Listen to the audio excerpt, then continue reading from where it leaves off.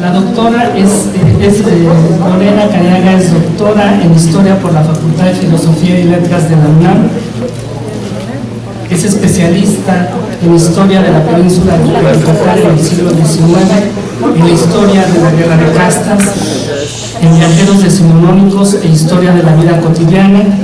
Fue investigadora de tiempo completo del Instituto de Investigaciones Dr. José María Luis Mora, donde ocupó el cargo de jefa del proyecto regional, así como profesora e investigadora fundadora del Departamento de Antropología de la Universidad de Quintana Roo.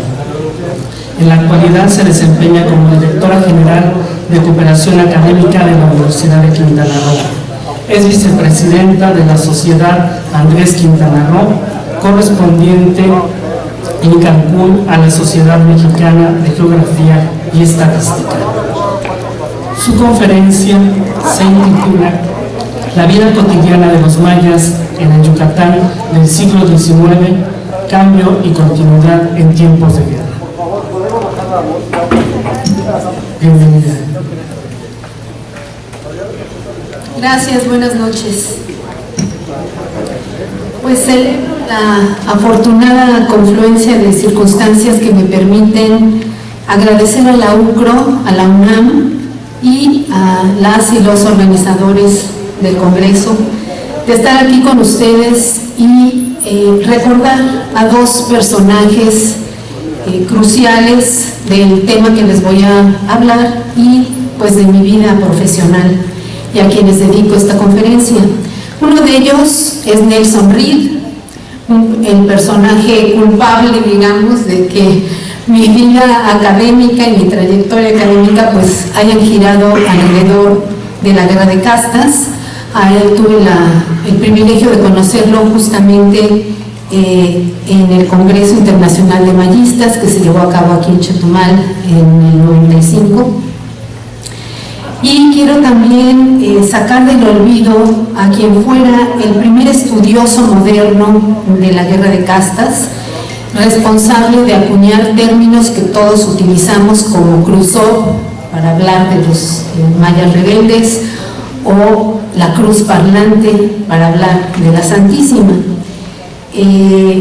Él es, digamos, quien el primero en visualizar la Guerra de Castas como un amplio proceso histórico regional, y me refiero a Howard Klein, a partir de cuya exhaustiva bibliografía Nelson Reed escribió su clásica obra sobre la contienda. A ambos mi reconocimiento. Bien, pues pudiera pensarse que una longeva guerra de más de medio siglo de duración, fundadora de un estado de facto dentro de otro estado, impulsora de una nueva religión y creadora de rasgos culturales inéditos, cambiaría la faz de la península de Yucatán y de sus habitantes. La respuesta es sí y no.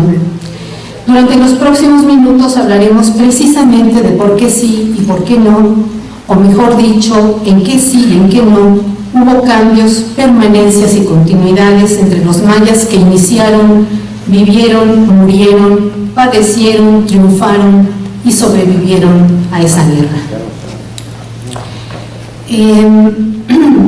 Hablamos de los mayas, pero ni por un momento debemos pensar en un grupo homogéneo, aunque con frecuencia lo hagamos así.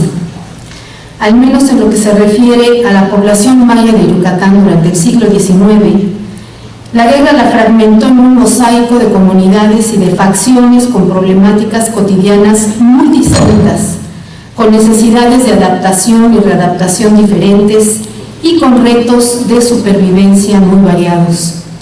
Ni siquiera antes del estallido de la contienda podríamos hablar de homogeneidad, dado que las condiciones de los mayas en calidad de sirvientes y proveedores de bienes y servicios en las ciudades eran disímiles de los siervos o peones acasillados de las haciendas y de los campesinos de las comunidades con acceso a la tierra y al agua.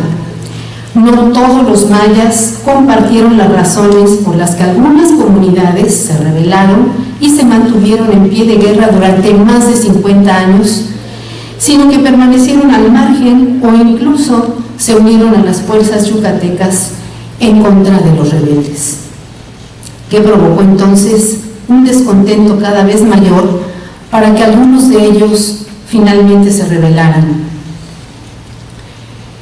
Se ha puesto énfasis en la tensión generada por el componente étnico y cultural irreductible entre mayas y yucatecos blancos, pero si solo consideráramos ese aspecto racial, se habrían levantado los mayas de diversas regiones y condiciones ante la discriminación que padecían, incluyendo castigos corporales, epítetos despectivos, trato denigrante, un paternalismo humillante y sobre todo el control casi absoluto de sus vidas y decisiones. Y la realidad es que no fue así. No fueron los mayas más oprimidos, los peones endeudados de las haciendas, ni los sirvientes domésticos quienes se levantaron en armas. Sin duda todos compartían en mayor o menor grado la carga de trabajo que sostenía el mundo mestizo y criollo de la península.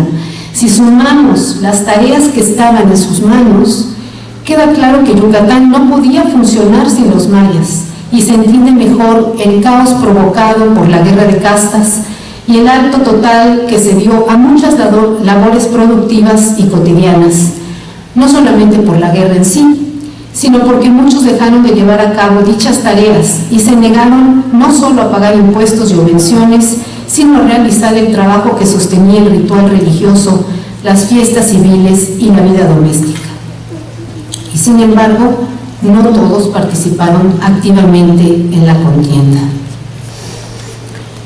Los viajeros que recorrieron Yucatán en la etapa previa a su estallido atestiguaron el abandono en que se hallaban los pueblos, las calles y edificios, los curatos y las iglesias, la falta de recursos en los hospitales, la pobreza circundante, la miseria en la que vivían los mayas, el despojo y maltrato de que eran objeto, además de la hambruna que se vivió en la península a principios de 1835 por la escasez de maíz, misma que provocó crímenes, robos, asaltos y en general una atmósfera de desolación y peligro que se complicó aún más por una epidemia de cólera.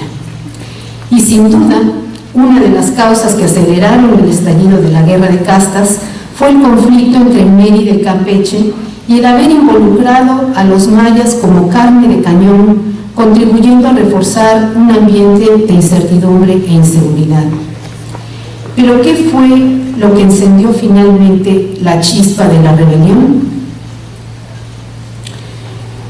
Los orígenes de la guerra de castas se remontan a la situación de la península a fines del siglo XVIII, entre 1790 y el momento en que estalló la contienda en 1847, etapa de transición de una sociedad colonial a una forma de vida moderna que ya era evidente desde 1825.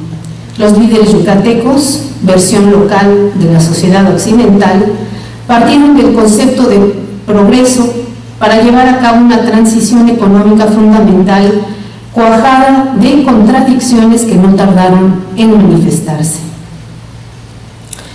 Precisamente Howard Klein afirma que parece no haber duda de que Yucatán se transformó de ser una provincia con una economía estática de subsistencia, aislada, centrada en sí misma y reacia al cambio, a ser en 1847 un lugar con dinamismo y movimiento cuyos habitantes estaban tratando desesperadamente de modernizarse y renovar sus instituciones. ¿En qué podemos apreciar este acelerado desarrollo que se manifestó incluso en las artes, las letras y la educación? Sobre todo en la introducción de cultivos comerciales como el azúcar y el enequén, que no solo constituyeron importantes fuentes de recursos, sino un lazo con los mercados internacionales. También se aprecia en el crecimiento poblacional y en una legislación cada vez más liberal que otorgó el voto a los mayas e incluyó el novedoso concepto del amparo. Hasta en el nombre del puerto que sustituyó a Cizal, el puerto de Progreso, se aprecian los afanes modernizadores de los yucatecos. Y como resultado de tal coyuntura, el territorio peninsular sufrió un proceso de regionalización y tales regiones centradas en torno a una ciudad clave desarrollaron características y aspiraciones distintivas y a veces opuestas. Tenemos a Mérida, sede del poder político y rodeado de haciendas maiceras y ganaderas. Tenemos a Campeche y todo el comercio portuario, la producción de sal, los astilleros. Una región mayoritariamente indígena cuyo centro era la conservadora Valladolid, y el paso obligado hacia Honduras Británica, hoy Belice, cuyo eje era Bacalar. Existían además dos zonas con características particulares: la frontera de la civilización, alrededor de importantes mercados locales como Tecash, Peto, Tijosuco y Tizimín, y la selva, 800 kilómetros de litorales caribeños supuestamente despoblados. Cada una de estas regiones reaccionó de forma diferente ante el surgimiento de las nuevas ideas progresistas, creando con ello el escenario propicio para el estallido de la rebelión. Se alteraron los equilibrios tradicionales, su desarrollo desigual afectó el balance político y económico, en tanto que unas se sobreponían a otras, dando lugar a facciones políticas encontradas y a crecientes presiones que afectaron a los mayas en distintos grados de intensidad.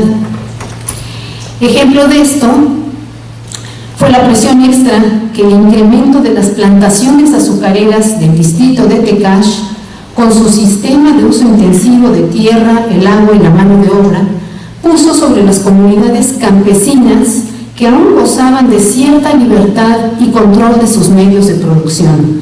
Es decir, eran mayas que se habían mantenido hasta cierto punto libres y con recursos de supervivencia. Mayas campesinos que todavía tenían tierras para cultivar. Así, esta zona en torno a Tijosuco y Tepich, donde las contradicciones de la modernidad frente a las prácticas ancestrales se agudizaron al punto de quiebre, fue el escenario donde detonaría la guerra de castas. Y no es casual que el ímpetu de la rebelión partiera de esta región. Antaño eran las provincias de Cupul, Ochoaj y Sotuta, que 301 años antes de la guerra de castas se levantaron en armas contra los españoles con idénticos propósitos en la Gran Rebelión. O bien, tampoco es casualidad que haya sido una zona donde prosperó el levantamiento de Jacinto Canec en 1761. Representa el territorio en donde mejor sobrevivió a las presiones del gobierno colonial la estructura social, política y económica de las comunidades mayas. Y esto es un punto clave. La guerra de castas fue posible gracias a que aún pervivía en aquella región la autonomía comunitaria, y a que los caciques de dichas comunidades aún contaban con una estructura de autoridad para movilizar a sus seguidores, como es el caso de Jacinto Pat en Tijosuco y de Cecilio Chi en Tepich.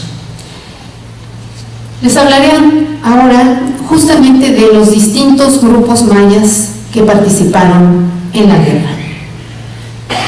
Los sublevados bravos son el principal grupo, es lo que los académicos y ahora muchos nos referimos como los Krusov,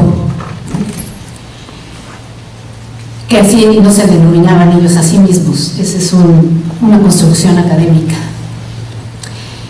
Bien, la guerra estalló el 30 de julio de 1847 con armas y parque que los mayas obtuvieron desde la colonia de Honduras Británica y continuaron obteniendo durante toda la guerra, y con toda la experiencia previa de las luchas partidistas entre Mérida y Campeche para respaldarlos. En los siguientes años avanzaron en una especie de guerra relámpago, tomando una población tras otra, hasta encontrarse a escasos kilómetros de Mérida y de Campeche, para luego abandonar esas posiciones estratégicas. A partir de ese momento, la contraofensiva yucateca, apoyada por el ejército y las armas mexicanas, más una serie de cambios políticos que reunificaron a la península con el resto del país, casi terminan con la rebelión. Los mayas comenzaron a disgregarse y a ser empujados hacia las selvas orientales, más allá de sus propios pueblos, que pronto se convertirían en la frontera de la guerra. Las campañas militares lanzadas en su contra, apoyadas por el ejército federal y por mercenarios extranjeros, fueron en gran medida de exterminio, aunadas a otros mecanismos violentos como la provechosa venta de prisioneros a Cuba. Al mismo tiempo se implementaron estrategias de pacificación como el indulto, la reubicación de familias, el sembrar la discordia entre los rebeldes y el repoblamiento de áreas abandonadas. Así, dispersos y perseguidos, los rebeldes fundaron un poblado clandestino que, a pesar de los constantes ataques del ejército yucateco, crecería, se fortalecería y se convertiría en Chan Santa Cruz Balamná Campo Colché, la cabecera de un territorio que acabaría siendo independiente. Desde 1850, además, un fenómeno religioso en torno a una cruz que se comunicaba verbalmente con sus fieles y también por escrito, transformó el escenario de la guerra, convirtiéndose en la fuerza política y militar de los sublevados, dándoles cohesión, sentido de unidad y la organización que tanta falta les hacía en aquellos momentos. La Santísima, mejor conocida hoy en día como la Cruz Parlante, intervenía en todas las cuestiones del gobierno, dando autenticidad a quienes ocuparan el triunvirato del poder político y militar, organizaba lo concerniente a la vida cotidiana de la comunidad y presidía sobre el ritual y la religiosidad.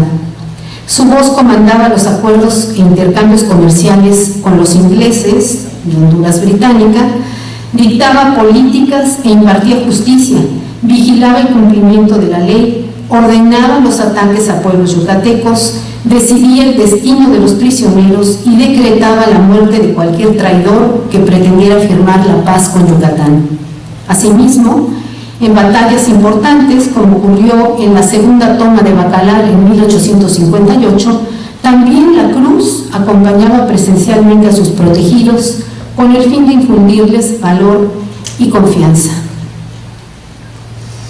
A partir de 1855, los mayas se recuperaron y tomaron una vez más la ofensiva con una serie de ataques atrevidos y letales que definieron el frente de la guerra por décadas.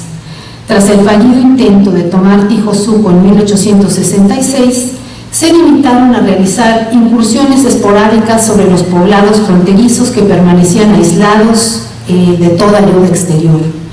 Y no necesitaban más para controlar efectivamente un vasto territorio abundante en chico zapote, caoba, cedro y valiosas maderas tintorias que les perteneció por completo y al cual nadie de fuera tenía acceso a menos que contara con un permiso expreso.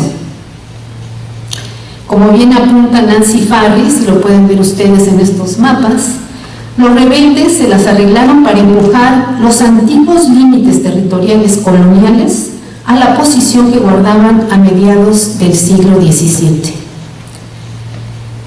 Se decía que cerca de 2/5 partes del territorio del estado de Yucatán, que era prácticamente toda la península, estaban en su poder, y aún en la década de 1890, gran parte de la costa oriental seguía vedada debido a los indios hostiles, y se les llamaba de muchas formas, los salvajes de Oriente, los indios bravos, etc. Dada la enormidad del territorio que controlaban y que debían vigilar, incluyendo todas las concesiones de tierras a los ingleses para que cortaran la madera, los sublevados decidieron dejar a Chan Santa Cruz como centro político y cuartel militar, mientras que la Cruz, la Santísima, se trasladó a Tulum y su ritual corrió a cargo de una mujer, la sacerdotisa María Huicá. En 1881, el topógrafo inglés William Miller Hizo un recorrido desde Corozal a Chan Santa Cruz, siguiendo justamente la ruta de las armas y la pólvora y corroborando la importancia estratégica de Bacalar en ese tráfico de armas. Pero sobre todo, la presencia de Miller revela que ya se estaban tomando las medidas necesarias para establecer una línea divisoria entre México y Honduras británica como base para la firma de un tratado de límites que cortaría el abastecimiento de armas a los sublevados. Y bueno, no solo era inminente la campaña militar en contra de los mayas, sino que debemos tomar en cuenta, como bien apunta Don Dumont, que en sí mismo el paso del tiempo había modificado sus actitudes, ya que para aquellos momentos 2/3 de los rebeldes habían nacido después de 1840. No habían vivido las condiciones que habían provocado la sublevación, solo conocían la vida bajo un estado constante de alerta y clandestinidad y desconocían al enemigo yucateco, puesto que no habían convivido con él bajo ninguna circunstancia. Quizá en este importante hecho se encuentre el inicio de la descomposición de aquella sociedad rebelde y el ocaso cada vez más próximo de la contienda. Hablemos ahora de los sublevados pacíficos. Cuando el general Rómulo Díaz de la Vega encabezó al ejército mexicano durante la campaña en contra de los rebeldes entre 1851 y 1855, solo 2 sucesos impidieron que los sublevados fueran completamente derrotados. Uno es que este general dejó la península y el otro fue el surgimiento de la Cruz. Sin embargo, antes de regresar a México, Díaz de la Vega logró firmar un acuerdo de paz con Chichanjá, un poblado de valor estratégico similar al de Bacalar en cuanto al tráfico de armas, y ese tratado fue firmado en septiembre de 1853 en la Casa de Gobierno de Belice, entre el jefe maya de Chichanjá, José María Tzuc, y el comisionado Gregorio Cantón, representante de Díaz de la Vega y por ende del gobierno estatal y federal.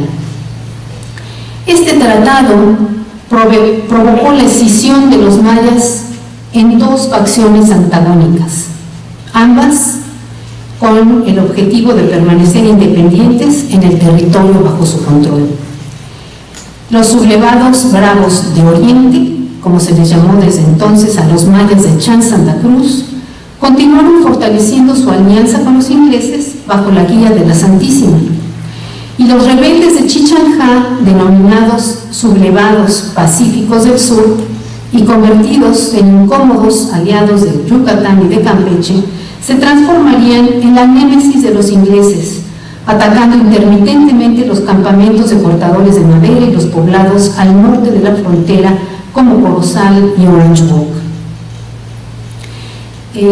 Dado que habían incurrido en la más alta traición por haber firmado la paz con Yucatán, serían perseguidos incesantemente por los sublevados bravos durante las siguientes 5 décadas, viéndose obligados a abandonar Chichanjá y fundar otras comunidades como Caiché, Xcanjá, Lochjá y Mesapich, que las pueden ver en el mapa. En 1865, el geógrafo alemán Karl Sapper visitó estos cacicazgos, los cacicazgos de los Pacíficos del Sur, y confirmó su absoluta independencia en cuanto a la resolución de sus asuntos internos, mientras reconocieran la soberanía de México y sus caciques fueran confirmados por el gobernador campechano. También se dio cuenta de que habían jugado el doble rol de contención y defensa de aquella región, tanto frente a los sublevados bravos como frente a los ingleses, lo cual sin duda contribuyó a la recuperación de los pueblos campechanos y a definir con más precisión la frontera de la guerra. Los sublevados pacíficos, diezmados por la lucha y las epidemias, desarrollaban una vida cada vez en mayor contacto con Campeche, aunque eso pues no parece haberles reportado ningún beneficio. Sin embargo, las condiciones de alerta vigentes en sus comunidades no habían disminuido, como tampoco la organización en cuarteles, la disciplina militar y la cantidad de variedad de armas que poseían para defenderse de los sublevados bravos. Es decir, la guerra les seguía imponiendo en condiciones muy específicas de defensa la adaptación necesaria de su vida cotidiana.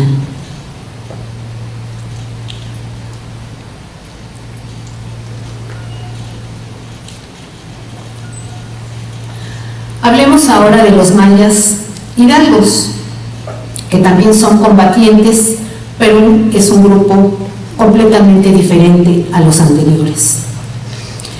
Las consecuencias de utilizar a los mayas como carne de cañón en las luchas intestinas entre Mérida y Campeche y de incumplirles además los beneficios prometidos a cambio de ello fueron múltiples. Los mayas se hicieron de armas, probaron su fuerza y valor en las escaramuzas, adquirieron experiencia y reconocieron su capacidad estratégica para inclinar la balanza a favor de uno u otro bando.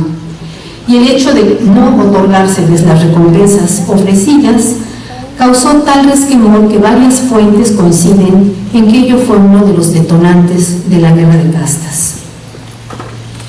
Una vez iniciada la contienda, meridanos y campechanos recurrieron de nuevo a los mayas para pelear en contra de sus congéneres rebeldes a cambio de una promesa de reconocimiento a su lealtad, y muchos de ellos aceptaron, probablemente porque no tenían las mismas motivaciones para levantarse en armas, y muy probablemente también por el trato por demás salvaje que se dio a los prisioneros en los inicios de la guerra y el apabullante resultado que eso produjo. Reclutados en toda la península, el gobierno yucateco otorgó el título de hidalgos a quienes se mantuvieran leales y lucharan de su lado, además de la exención de impuestos, así como de una pensión a sus familias en caso de muerte. Fueron organizados en compañías de milicia, peleaban sobre todo con machete, se ocupaban de transportar alimentos y municiones, de construir defensas y de trasladar a los heridos. Con el tiempo, los mayas hidalgos llegaron a constituir el grueso de las tropas yucatecas. En 1848, un capitán irlandés que había llegado a Yucatán como parte de los mercenarios estadounidenses comentaba que peleaban lado a lado con ellos, aunque pocos hablaran el castellano, que eran valerosos y excelentes en los flancos. No obstante, cuando en 1860 Desiré Charnay pernoctó en el destruido pueblo de Tzitaz, observó que los mayas hidalgos no solo no habían sacado ningún provecho de su fidelidad, sino que su miseria y su condición de esclavos era más profunda, agravada además por el odio implacable de sus hermanos rebeldes. Durante las campañas finales de la guerra, 1.211 soldados de origen maya, chontal y náhua participaron en la Guardia Nacional, compuesta casi en un 50% por indígenas, aunque es difícil saber si voluntariamente o por la fuerza. No obstante que los enfrentamientos armados habían disminuido, seguía siendo necesario contar con hombres aptos para el combate que sirvieran también de mano de obra gratuita en la construcción del ferrocarril de Oriente. Al concluir la contienda y habiéndose convertido en fuerza laboral de haciendas y plantaciones enequeneras, fueron condecorados con una medalla y un diploma. Un caso que podría considerarse particular entre los mayas que colaboraron con el ejército yucateco es el de los llamados huites, es decir, aquellos mayas libres que poblaban las selvas orientales, que vestían el huit o taparrabos y que, se decía, cazaban con arco y flecha. Eran descendientes de los mayas evadidos de misiones y encomiendas durante la época colonial, que se habían asentado en comunidades clandestinas en un territorio supuestamente inhabitado y fuera del control del gobierno yucateco. En 1835, Jean de Waldeck afirmaba que nadie había podido penetrar hasta ellos y mucho menos invadirlos, que hablaban español y acudían a los mercados locales a vender tabaco para luego desaparecer sin dejar rastro.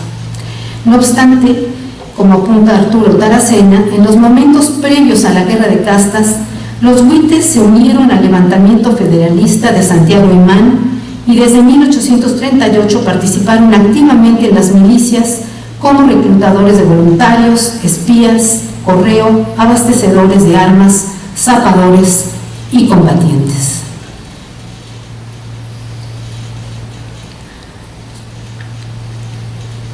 Si bien todos estos grupos de los que hemos hablado participaron como combatientes en la guerra, pues también hay toda una población que no participó directamente, pero que se vio afectada por la guerra. Los mayas, que podríamos considerar como población civil, eran habitantes de los pueblos, los campesinos, peones acasillados, siervos de haciendas, población urbana, quienes aún con toda la carga laboral y económica que pesaba sobre sus hombros, no se habían levantado en armas ni habían participado activamente en la rebelión. Esta los sorprendió del lado yucateco, donde permanecieron voluntariamente o forzados por las circunstancias. Varios fueron reclutados a la fuerza y no pocos acabaron siendo enviados a Cuba junto con sus familias, aunque no hubiesen participado directamente en las hostilidades. Otros sufrieron la destrucción de sus poblados por encontrarse en la frontera de la guerra. Otros más buscaron protección en Mérida, Campeche e Isla del Carmen, o el exilio en la vecina colonia inglesa. Son muy pocos los estudios que abordan el cambio y la continuidad en la vida cotidiana de estos mayas, pero sabemos que numerosas familias fueron obligadas a dejar sus comunidades para ser reubicadas dentro de la zona pacificada por Yucatán. Muchos reaccionaron en contra de las campañas de reclutamiento, de trabajos forzados, en contra de la confiscación de tierras y de alimentos que el gobierno yucateco emprendió con la ayuda de las élites locales para evitar que se aliaran a los sublevados o se pasaran de su lado. Sin embargo, hay evidencias de que se mantenían en contacto y comerciaban con los sublevados, les servían de espías, de correos e informantes, los proveían de armas y alimentos y participaban en festividades religiosas y reuniones familiares con los sublevados. Y bueno, el contraste con las zonas pacificadas alrededor de Mérida y Campeche pues era enorme, ya que mientras las haciendas del noroeste florecían una vez más gracias al creciente cultivo del henequén, los mayas que vivían ahí y trabajaban en ellas pues vivían en condiciones iguales o incluso peores. La fortuna generada por el henequén reproducía con mayor saña las condiciones de explotación que habían existido 4 décadas antes.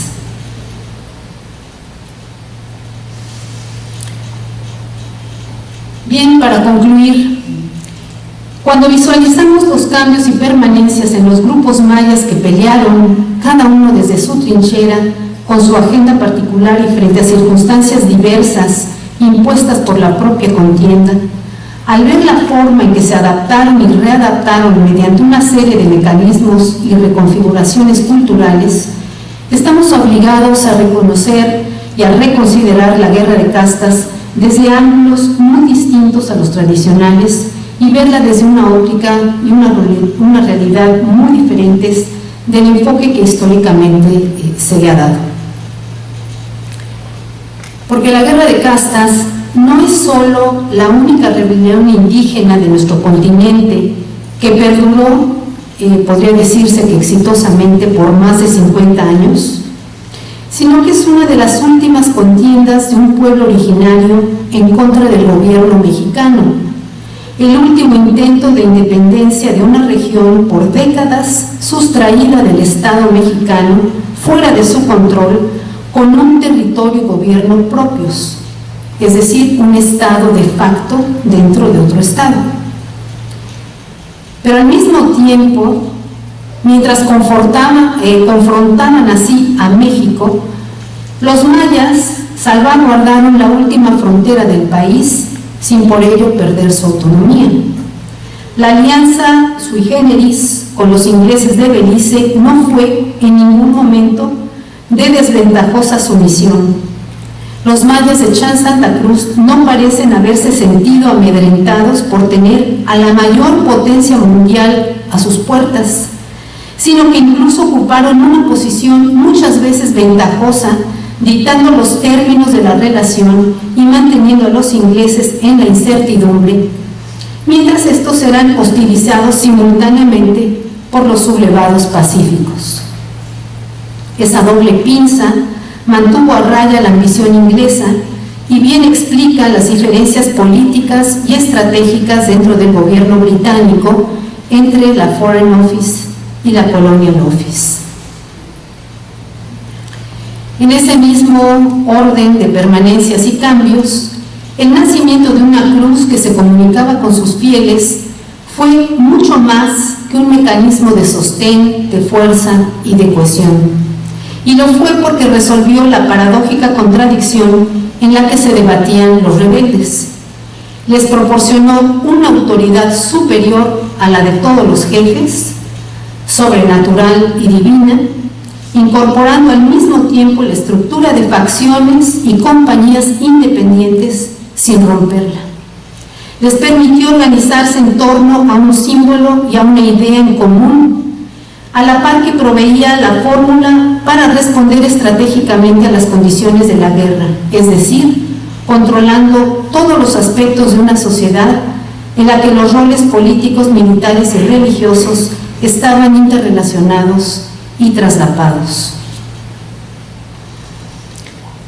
El tiempo ha demostrado que la cruz no fue únicamente una medida pasajera para darle un giro a la lucha y prolongar la guerra, unificar a las facciones rebeldes y otorgarles un sentido de propósito común, que sí lo hizo, pero fue también una creación cultural lo suficientemente funcional y necesaria como para arraigarse con el tiempo y convertirse en un elemento que ha sobrevivido en el imaginario y las creencias de los mayas actuales, incluyendo el nombre de cruz parlante, por más que haya sido inventado por los académicos.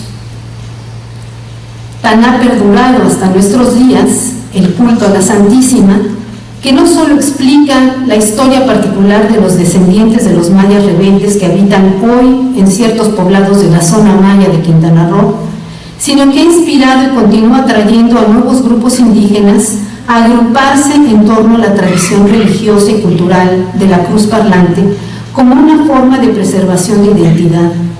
Es tal su fuerza que mayas venidos de otros puntos de la península, cuyos ancestros probablemente quizá pelearon del lado de Yucatán o bien se quedaron al margen de la guerra, se han cobijado bajo la fuerza de esta hierofanía, de este personaje histórico con vida propia que es la Santísima y todo lo que ella simboliza.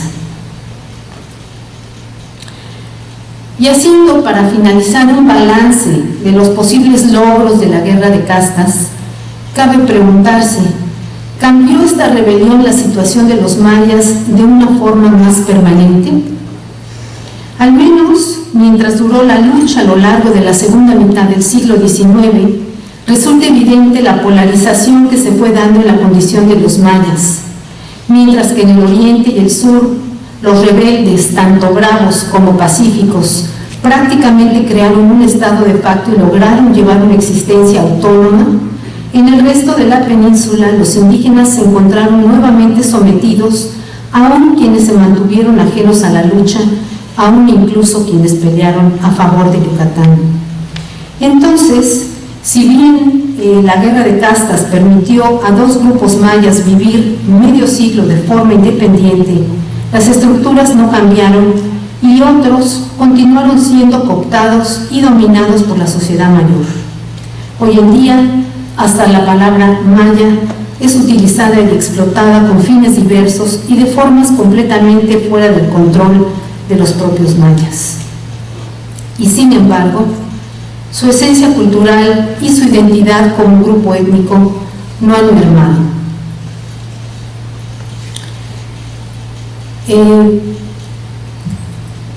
Si el parámetro para definir el desenlace de una guerra es una batalla decisiva o el cese de las hostilidades o hasta la firma de un tratado de paz, En el caso de la guerra de castas, la conclusión permanece indefinida e indefinible. La resistencia maya no terminó con la campaña militar y aún después de la toma de Chan Santa Cruz en 1901, los sublevados se internaron en la selva llevándose a la Santísima y continuaron emboscando a los soldados mexicanos cada vez que podían. Quizá pueda afirmarse que en este nivel la guerra de castas fue exitosa, ya que los rebeldes nunca fueron realmente derrotados, sino que lograron preservar un culto que, integrado a la religión popular, constituye la actual Iglesia Maya, así como una organización comunitaria, a pesar de las presiones políticas y las campañas militares posteriores. Los mayas son el segundo grupo étnico de México, con un idioma que se conserva en los pueblos, que se enseña y se aprende en las universidades, que se escucha en el radio y que se lee con cada vez más publicaciones y con más frecuencia. Esta capacidad de adaptación y readaptación para absorber influencias externas sin ser avasallados por ellas es su mejor forma de resistencia. Y es así, ¿no? Es este tipo de resistencia que, más que la violencia de la guerra, supone diversos procesos de readaptación constante de elementos culturales. Se le ha llamado etnoresistencia, o bien, como propone Mario Humberto Ruz, aculturación estratégica. De hecho, no solo hay adaptación o asimilación, sino apropiación, un proceso consciente y volitivo, una estrategia de supervivencia de un grupo indígena que nunca ha sido pasivo ni mero espectador, sino un participante activo en su propio proceso histórico. Gracias.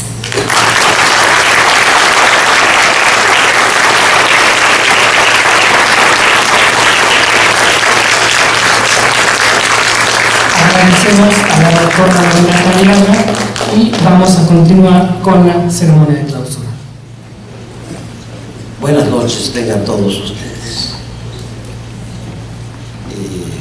Hemos llegado a la parte final de este congreso y me voy a permitir leer un texto que hemos preparado de parte de los compañeros del Centro de Estudios Mayas. Distinguidos miembros del presidio, colegas y amigos que nos acompañan, ha sido para nosotros un gran honor y privilegio el haber celebrado en esta ciudad de Chetumal el 11º Congreso Internacional de Mayistas. Tal como sucedió hace 24 años en el tercer Congreso de 1995, este foro académico ha sido objeto de la generosa hospitalidad chetumaleña que, una vez más, ha vuelto a abrir sus puertas a los estudiosos de la cultura y los pueblos mayas. Después de 3 décadas de vida y gracias a la participación de cientos de colegas mexicanos y extranjeros, nuestro Congreso ha logrado convertirse en un reconocido espacio de encuentro académico caracterizado por el diálogo plural, científico y multidisciplinario. Testimonio de ello es el éxito y la trascendencia que en estos días hemos podido constatar. Vale la pena destacar la diversidad de tiempos, espacios y enfoques de las investigaciones contenidas en el programa.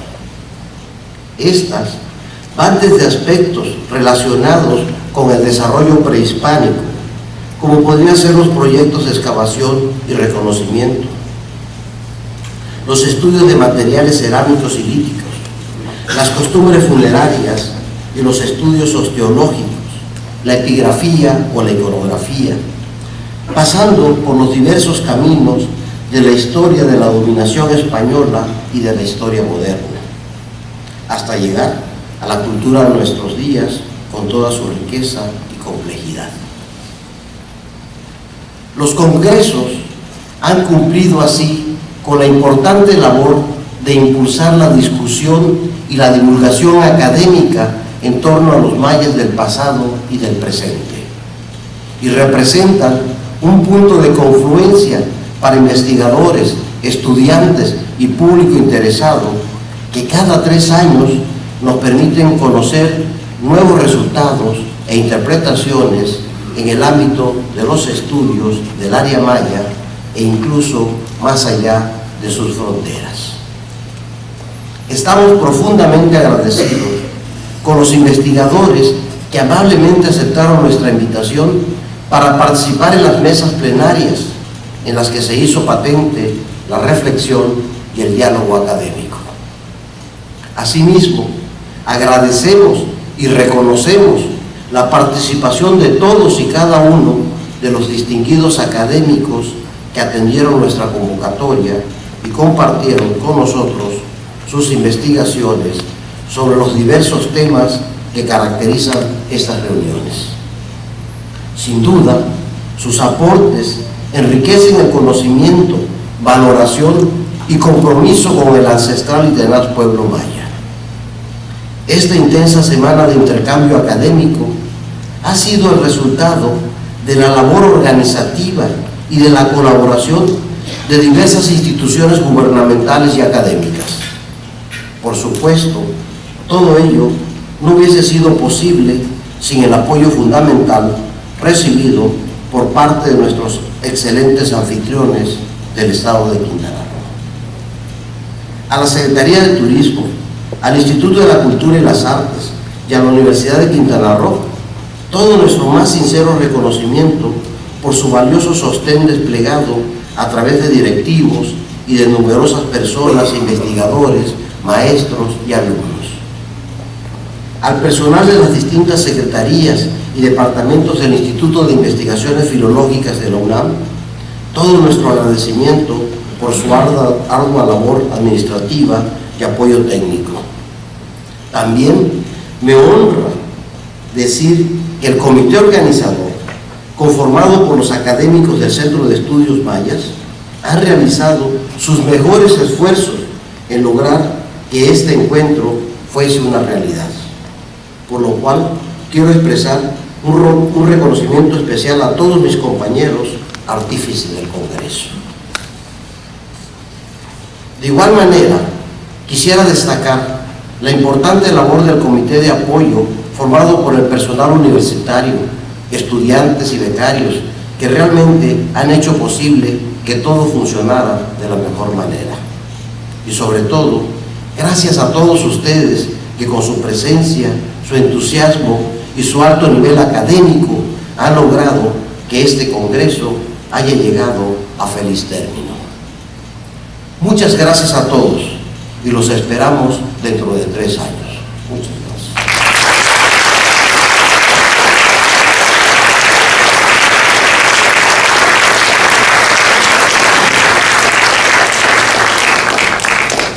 Bien, a continuación, la licenciada Beatriz Alamilla, directora de Gestión y Fomento de Destinos de la Secretaría de Turismo, nos hará el honor de declarar clausurado este evento.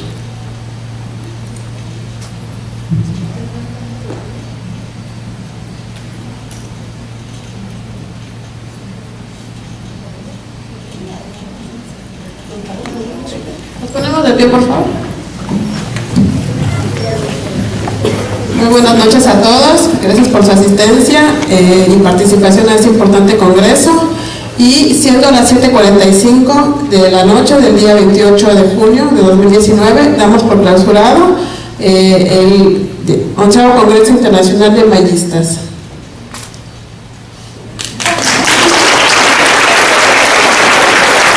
Muchas gracias a todos.